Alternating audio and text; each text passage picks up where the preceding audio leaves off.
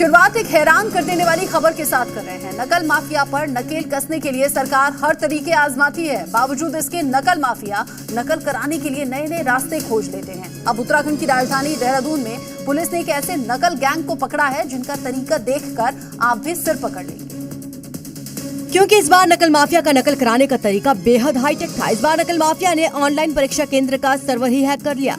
इसके लिए बाकायदा परीक्षा सेंटर के गुप्त कमरे में तहखाना बनाया गया था। उसमें प्रॉक्सी सर्वर सेट किया हुआ था।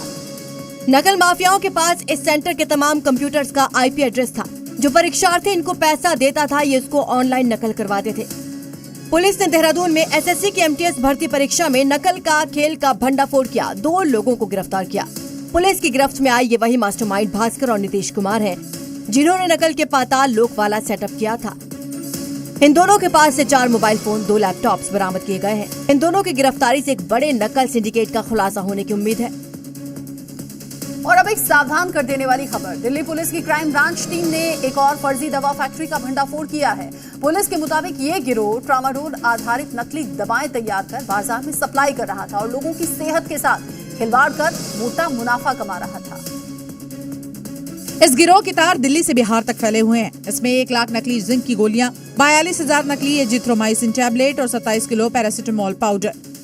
दिल्ली पुलिस की एंटी नारकोटिक्स टास्क फोर्स ने ड्रग नेटवर्क के खिलाफ एक बड़ी कार्रवाई करते हुए दूसरी फर्जी दवा फैक्ट्री का पर्दाफाश किया है। इस कार्रवाई में गिरोह का मास्टर कोऑर्डिनेटर बिहार के गया से गिरफ्तार किया गया है।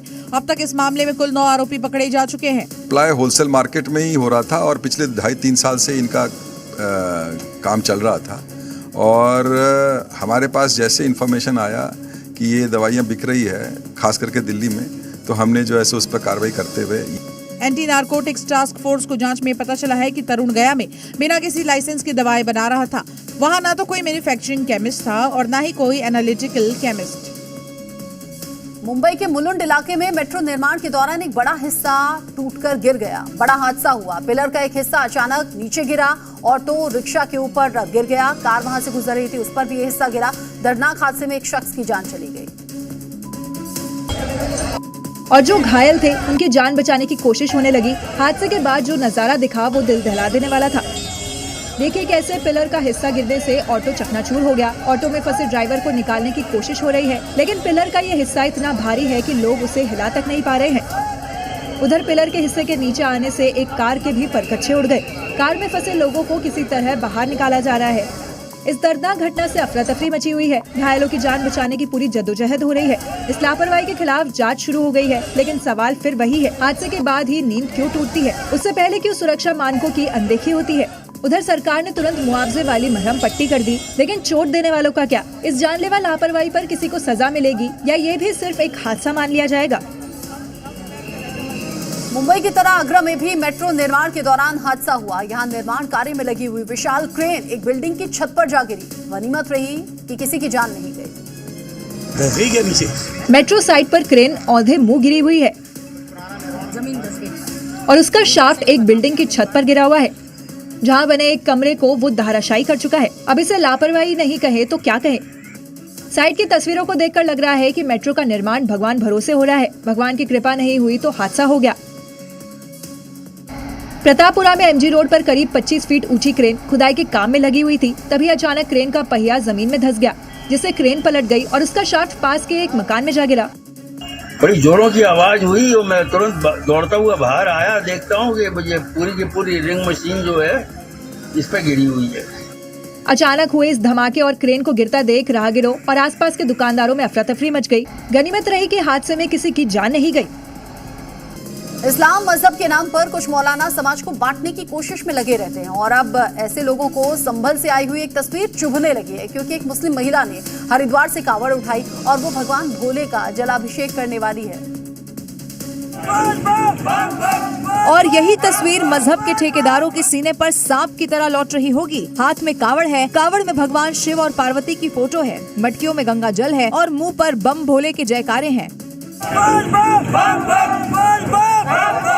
और एक कावड़ उठाई है संभल की मुस्लिम महिला तमन्ना मलिक ने, जो कि महाशिवरात्रि पर भगवान शिव का जलाभिषेक करने वाली है। तमन्ना का कहना है कि वो हर साल कावड़ उठाती हैं, उनकी सनातन में ही आस्था है। मैंने खाने से पहले बोली। अच्छा, जब हमारे पास आप तो हम अपने गांव के लिए कल जल बुर्का पहनकर कावड़ उठाने की ये तस्वीर कुछ ठेकेदारों को बुरी लगने लगी है, लेकिन सनातनियों का कहना है कि वो तमन्ना के साथ हैं। ये लड़ाई बिड़ाई से कोई फायदा नहीं, लड़ाई के अंत में केवल तबाही है। और बहन तो बिल्कुल मत डरना, देखा तेरे साथ में कितने भाई हैं। उधर प्रयागराज के माघ मेले से शुरू हुआ शंकराचार्य विवाद अब एक कदम आगे बढ़ चुका है। शंकराचार्य के मुद्दे पर योगी या अखिलेश के बीच में जो लड़ाई अभी तक बैकफुट से हो रही थी वो अब फ्रंट फुट से होने लगी है।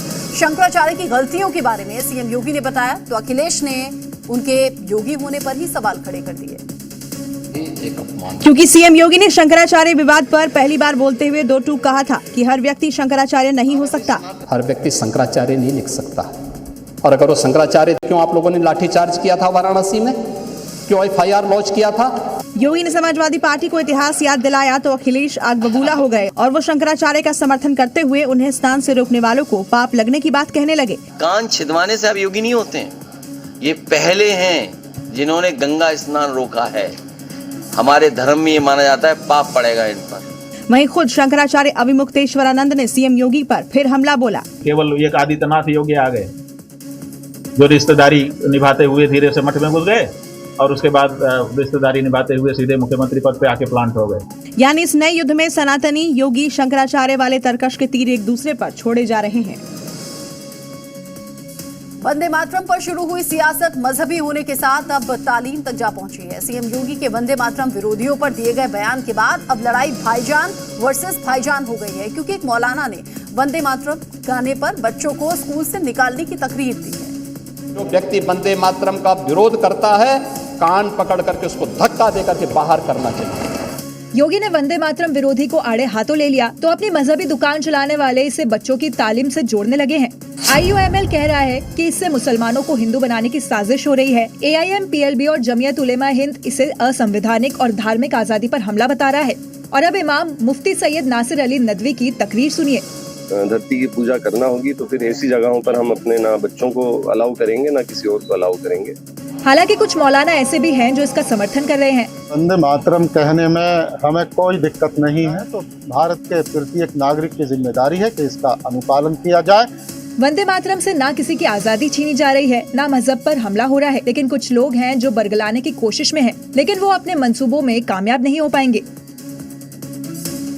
उत्तर प्रदेश में भाईजान यानी कि असदुद्दीन ओवैसी को लेकर कांग्रेस का प्लान लीक हो गया है। उत्तर प्रदेश विधानसभा चुनाव के लिए ओवैसी की अभी यूपी में एंट्री भी नहीं हुई है, लेकिन उसको सोचकर ही कांग्रेस घबराहट में है और ओवैसी को रोकने का प्लान भी बना रही है।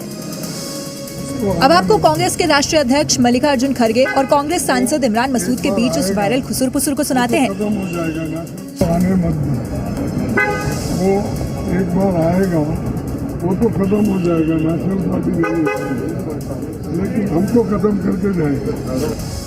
दोनों ने किसी का नाम नहीं लिया, लेकिन बातचीत के दौरान हैदराबाद का जिक्र होने से साफ हो गया कि बात ओवैसी की हो रही है। हैदराबाद के 3 बोला भाई नहीं, एक शेरवानी, एक बिरयानी, एक परेशानी। ओवैसी जहां मौजूद हुए हैं वहां कांग्रेस कमजोर हुई है। बिहार में मुसलमानों ने ओवैसी को वोट दिया, जिसका नुकसान महागठबंधन को हुआ। महाराष्ट्र नगर निकाय चुनाव में AIMIM को शानदार सफलता मिली, जिसके बाद छोटे ओवैसी ने यूपी कूच का ऐलान भी कर दिया। चलेगा यूपी, चलेगा, चलो इसके बाद में यूपी चलते हैं। मतलब साफ है, राहुल खड़गे यूपी में ओवैसी को लेकर खौफ में है। Chief of defence staff general Anil Chauhan ने भारत और चीन के बीच पंचशील समझौता क्यों हुआ, इसकी वजह बताई है। इस समझौते के तहत भारत ने 1954 में तिब्बत को चीन का हिस्सा मान लिया था। CDS ने कहा कि इस समझौते के बाद भारत को लगा कि उत्तरी सीमा के विवाद का निपटारा हो गया है, लेकिन चीन ने इसे केवल व्यापारिक समझौता माना। और इसी को CDS जनरल अनिल चौहान ने उस समय के पंडित नेहरू की सरकार की सबसे बड़ी भूल बताया। Nehru probably knew that we had something as a McMahon line in the east, we had some kind of a claim in Ladakh area, but it was not here. So that's why he wanted to go in for a Panchsheel agreement probably. 1954 में भारत ने तिब्बत को चीन का हिस्सा माना और पंचशील समझौते पर हस्ताक्षर किया। CDS अनिल चौहान ने बताया कि उस समय भारत को लगा कि इससे उत्तरी सीमा का विवाद काफी हद तक सुलझ गया, लेकिन चालबाज चीन ने इसे सिर्फ व्यापारिक समझौता माना, न कि सीमा पर कोई अंतिम फैसला। देहरादून के एक कार्यक्रम में जनरल चौहान ने इसे एक ऐतिहासिक संदर्भ में समझाया, न कि नेहरू सरकार की आलोचना के रूप में। उधर महाराष्ट्र में टीपू सुल्तान पर नए सिरे से विवाद खड़ा हो गया है। दरअसल मालेगांव के मेयर नसरीन शेख के ऑफिस का वीडियो सामने आया, जिसमें उनके दफ्तर में केवल टीपू सुल्तान की तस्वीर लगी है, जिस पर बीजेपी ने सवाल खड़े कर दिए और ऑफिस में टीपू सुल्तान की फोटो पर आपत्ति जाहिर की। दरअसल मेयर ऑफिस में केवल टीपू सुल्तान की तस्वीरें लगाई हुई दिखाई दी। अब जिस पर सियासत गहरा गई है, विवाद बढ़ा तो मेयर नसरीन शेख ने सफाई भी दे दी। टीपू सुल्तान जो हैं वो हिंदुस्तान के फ्रीडम फाइटर है, ये सब ने माना है। यहाँ तक कि उनकी तारीफ सिर्फ हिंदुस्तान ने नहीं, ब्रिटेन ने भी की है। जहाँ एक तरफ AIMIM इसका बचाव कर रही है, तो वहीं बीजेपी इसे आक्रांताओं का महिमा मंडन बता रही है। टीपू सुल्तान साहब के फोटो लगाने से इनको क्या दिक्कत है?